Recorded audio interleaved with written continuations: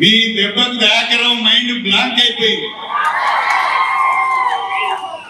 యశస్విని రెడ్డి గారి దెబ్బకు చిన్న మెదడు చిట్టిపోయింది. ఏం మాట్లాడుతున్నాడో అర్థం కావడం లేదు. ఏం మాట్లాడుతున్నాడో అర్థం కావడం లేదు. అంతకుముందే సరిగా మాట్లాడరాదు.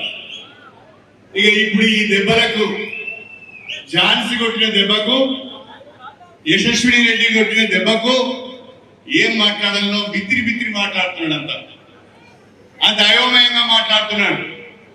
అందుకనే పాలకుర్తి ప్రజలకు, కాంగ్రెస్ పార్టీ కార్యకర్తలకు మీరు ఇచ్చిన తీర్పుకు, మీ అందరి కష్టానికి శిరస్సు వంచి నమస్కారం చేస్తున్నారని చెప్పి మేమైతే ఊహించలే. ఆ ఓటమి మామూలు ఓటమా? ఆత్మహత్య చేసుకునేంత పరిస్థితి తీసుకొచ్చింది మీరు అన్నారు. 50,000 ఓట్ల మెజారిటీ అంటే కొత్తగా రాజకీయాలకు వచ్చిన యశస్విని రెడ్డి ఓటమి ఎరగని నాయకులని చెప్పుకునే వ్యక్తిని మళ్ళీ పాలకుర్తి పొలిమేరకు రావద్దు అని చెప్పి